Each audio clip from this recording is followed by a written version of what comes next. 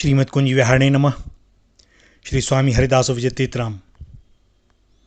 श्री भगवान नारायण की आज्ञा से स्वयं पवन देव ने ही भक्ति सिद्धांत की रक्षा के लिए मद्रास प्रांत के मैंगलोर जिले के अंतर्गत उडुपा क्षेत्र से 2-3 मील दूर वेलली ग्राम में भार्गव गोत्रीय नारायण भट्ट के अंश से तथा माता वेदवती के गर्भ से विक्रम संवत 1295 की माघ शुक्ला सप्तमी के दिन आचार्य मध्व के रूप में अवतार ग्रहण किया।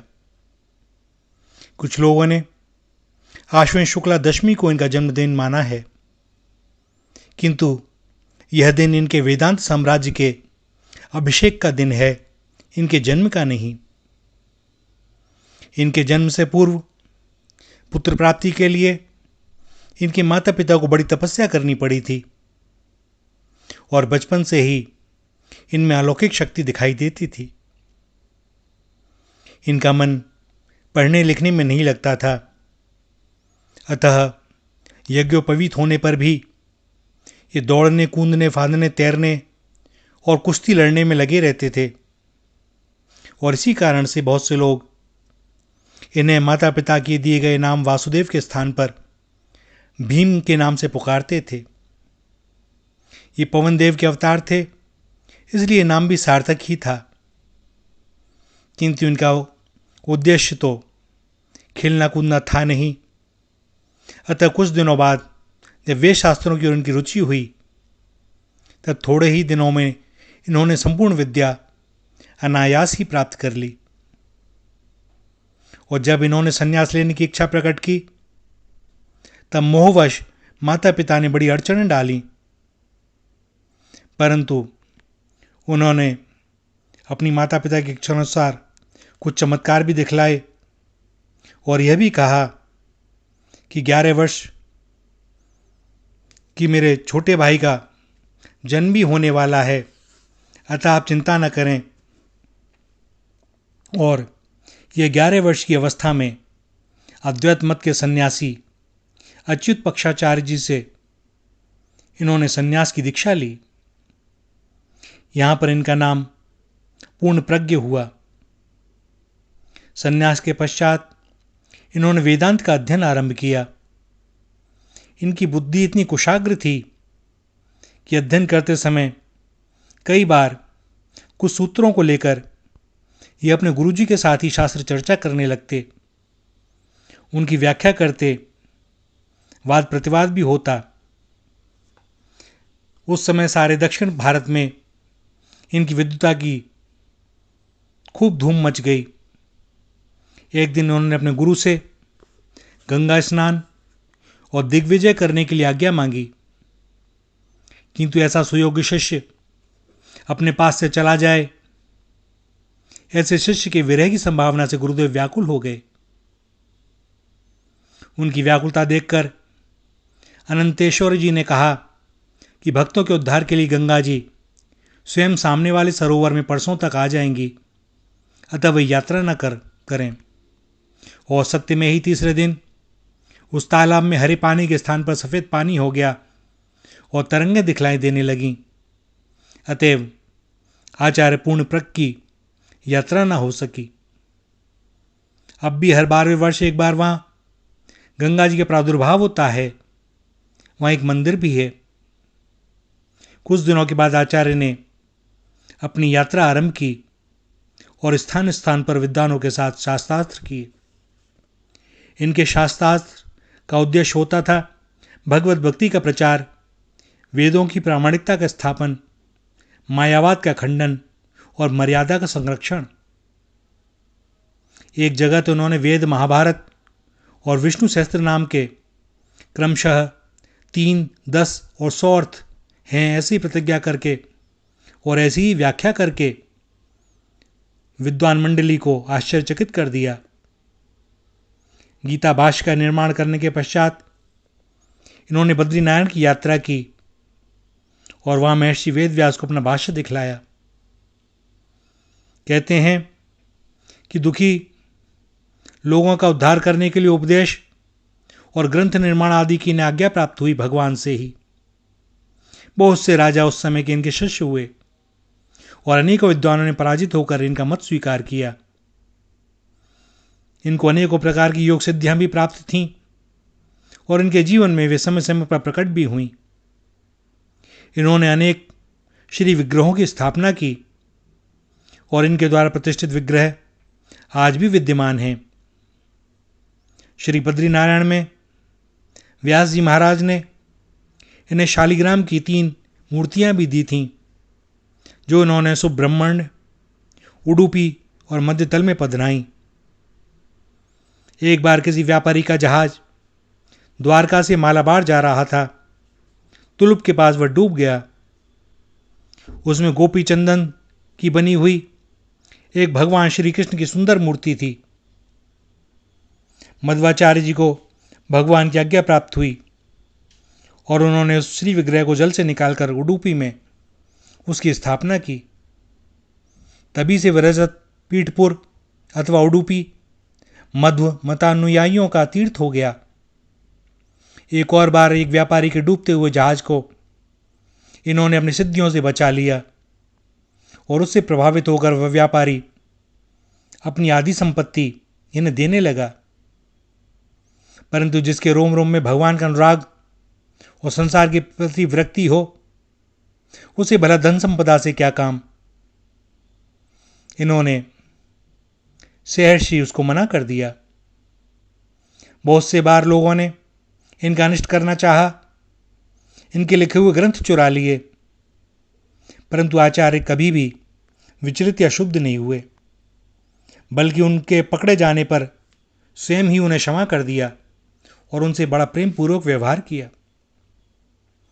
ये निरंतर भगवान चिंतन में संलग्न रहते थे। बाहरी कामकाज भी केवल भगवत संबंध से ही करते थे।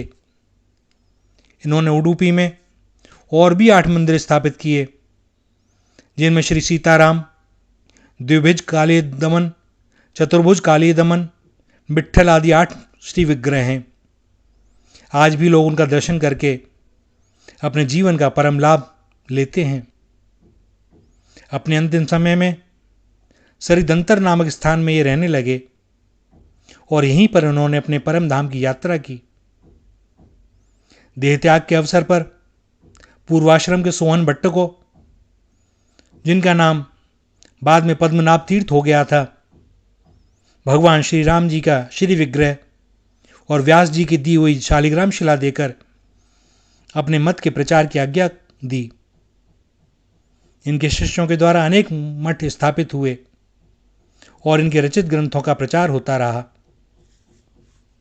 श्री मध्वाचार्य जी के मत का विशेष विवरण संक्षिप्त जीवन चरित्र में देना संभव नहीं है। सो दास आप सबसे क्षमा भी चाहता है। कुछ उपदेशों का अवश्य ही यह अधम अपनी वाणी से आप लोगों को जो बता पाए भगवत कृपा से बताने की चेष्टा कर रहा है। इनके उपदेश थे श्री भगवान का नित्य निरंतर स्मरण करते रहना चाहिए, जिससे अंत काल में उनकी विस्मृति न हो। क्योंकि सैकड़ों बिच्छुओं के एक साथ डंक मारने से शरीर में जैसी पीड़ा होती है, मरण काल में मनुष्य को वैसी ही पीड़ा होती है। वात पित्त कफ से कंठ अवरुद्ध हो जाता है और नाना प्रकार के सांसारिक पाशों में जकड़े रहने के कारण मनुष्य को बड़ी घबराहट होती है और ऐसे समय में भगवान की स्मृति को बनाए रखना बड़ा कठिन हो जाता है। सो यदि किशोरावस्था से युवावस्था से यह अभ्यास बन जाए तो भैया भगवत स्मृति और भगवान का नाम लेना अभ्यास के कारण बड़ा सरल हो जाता है और मृत्यु भी बड़ी सुखद प्रतीत होती है, मानो वही लेने आए हैं। सुख दुखों की स्थिति कर्मानुसार होने से उनका अनुभव करना सभी के लिए अनिवार्य है। इसलिए सुख का अनुभव करते समय भी भगवान को नहीं भूलना चाहिए और प्रतिकूल परिस्थिति और दुखों में भी भगवान की निंदा नहीं करनी चाहिए। क्योंकि सब किया धरा हमारा ही। वेद शास्त्र सम्मत कर्म मार्ग पर अटल रहना चाहिए। कोई भी कार्य करते समय बड़े दीन भाव से भगवान का स्मरण करना चाहिए। भगवान ही सबसे बड़े, सबके गुरु और इस जगत के माता पिता हैं, इसलिए अपने सारे कर्म उन्हीं को अर्पण करने चाहिए। व्यर्थ की सांसारिक झंझटों के चिंतन में हम अपना अमूल्य समय नष्ट न करें, भगवान में ही अपने अंतःकरण को लीन करें। विचार, श्रवण, ध्यान, स्तवन से बढ़कर संसार में अन्य कुछ नहीं। श्री भगवान के श्री चरण कमलों का स्मरण करने की चेष्टा मात्र से ही हमारे पापों का पर्वत सा ढेर नष्ट हो जाएगा। फिर स्मरण से तो मोक्ष मिलेगा ही, यह स्पष्ट है। तो फिर हम ऐसे भगवत नाम के स्मरण का परित्याग क्यों करते हैं? सज्जनों, वे कहते हैं, हमारी निर्मल वाणी सुनो। दोनों हाथ उठाकर हम शपथ पूर्वक कहते हैं कि भगवान की बराबरी करने वाला कोई भी इस चराचर जगत में नहीं है।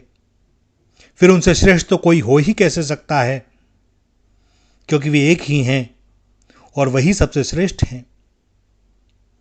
यदि भगवान सबसे श्रेष्ठ ना होते तो समस्त संसार किसके अधीन रहता, किस प्रकार रहता? और यदि समस्त संसार भगवान के अधीन ना होता तो संसार के सभी प्राणियों को उनकी इच्छानुसार सदा सर्वदा सुख की ही अनुभूति होनी चाहिए। दुख तो कभी मिलता ही नहीं। पर क्योंकि यह न्याय होता है, कर्म का सिद्धांत चलता है और भगवान के द्वारा यह समस्त सृष्टि प्रकृति नियमबद्ध होकर चलती है। भैया, बड़े बड़े आचार्यगण बार बार हमें मोह निद्रा से जगाने के लिए आते हैं।